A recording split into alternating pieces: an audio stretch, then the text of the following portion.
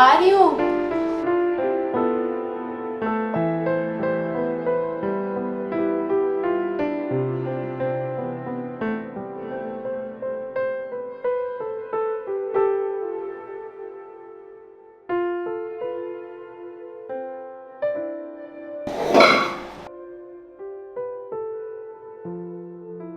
क्या हुआ अंजलि, रो क्यों रही हो? नहीं, बस ऐसे ही। और विजय, विजय कहाँ है? यही है, शायद बाजार गए होंगे किसी काम से। तुम लोगों के बीच कुछ हुआ है क्या? कुछ दिनों से मैं गौर कर रहा हूँ, तुम भी उदास उदास रहती हो और उसका भी मिजाज कुछ ठीक नहीं लग रहा मुझे। कोई बात है क्या? कोई प्रॉब्लम है तो बताओ मुझे। अरे मुझे नहीं बताओगे तो किसको बताओगे तुम?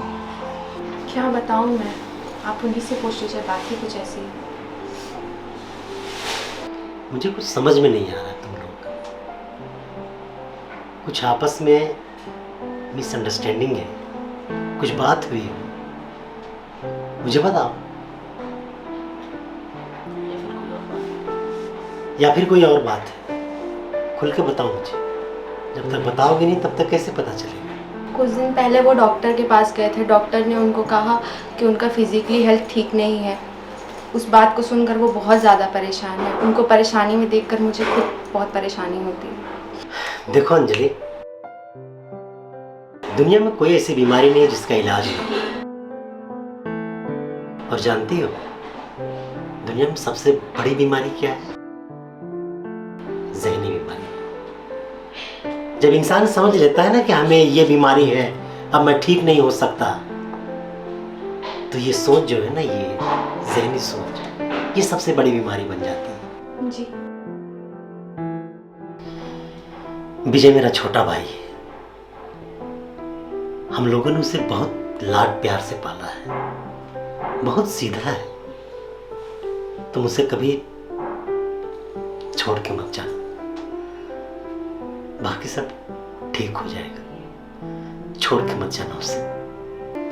नहीं, मैं उनको कभी नहीं छोड़ सकती।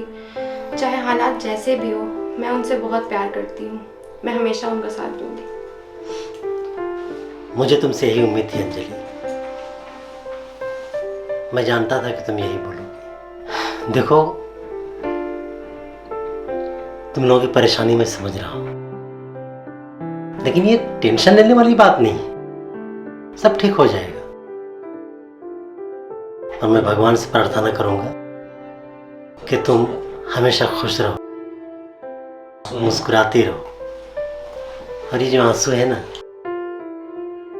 ये कभी आंखों में मत आने देना। मैं तो समझती हूँ, पर वो नहीं समझते हैं। उन्हें ऐसी परेशानी में देखकर मुझे भी बहुत उलझन होती है।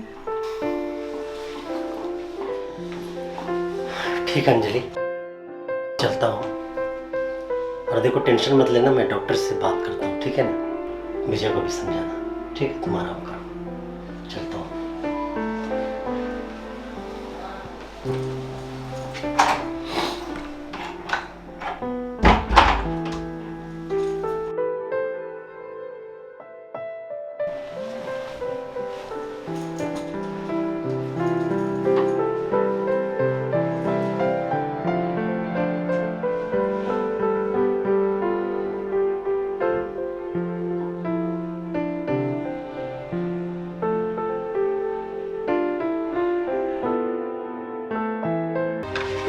अनारा, अनारा, मेरी बात तो सुनो अनारा।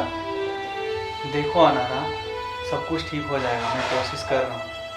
अच्छा, तो सब ठीक हो जाएगा। तो तुम ही बताओ कैसे होगा। मैं देखो अनारा, मैं तुम्हें बहुत प्यार करता हूँ और ये बातें तुम अच्छे से जानते हो। अमर, मुझे इस मुद्दे पे कोई बात नहीं करनी है। और रहा बात प्यार का, तो प्यार से पेट नहीं पलता। पेट पालने के लिए रोटी की जरूरत होती है। मैं जानता हूँ अनारा, तुम सब कुछ देख भी रही हो। मुझे कुछ वक्त दो, सब ठीक हो जाएगा। पिछले 5 साल से तुम्हारे यही डायलॉग सुन के आ रही हूँ। आखिरकार किया क्या है तुमने मेरे लिए? तो इसका मतलब तुम्हारे लिए सारा कुछ पैसा ही है, प्यार की कोई अहमियत नहीं? प्यार प्यार प्यार, इस प्यार का क्या करूँ? चाटू? साफ साफ कहो अनारा, तुम्हारा मुझसे दिल भर चुका है। ऐसे ही समझ लो। लगता है कोई पैसे वाला मिल गया है। देखो अमर, मुझे फालतू बहस नहीं करनी। समझ लो कि तुम्हारा और मेरा कोई रिश्ता ही नहीं है। ये तुम लड़कियों के लिए आसान होता है, लड़कों के लिए नहीं। मुझे आज तक तो समझ में आ गया ये तुम्हारा प्यार दौलत के लिए था। चलो अच्छा हुआ, ये बात तुम्हें थोड़ी देर से समझ आई। बस लेकिन एक बात जान लो, अगर दौलत है तो सब कुछ, दौलत नहीं तो कुछ नहीं। ठीक है, अगर तुम्हें मुझसे दूर जाने में खुशी मिलती है तो तुम जा सकती हो, नहीं रोकूंगा। पर मेरी जाने से पहले आखिरी बात सुनती जाओ। कहो, मैं सुन लूँ। बुजुर्गों का कहना है जब शादीशुदा मर्द के पास दौलत आती है तो वो औरत का नसीब होता है। ओह, तो तुम्हारे कहने का तो ये है, जो आज तुम्हारे पास दौलत नहीं है वो मेरे वजह से?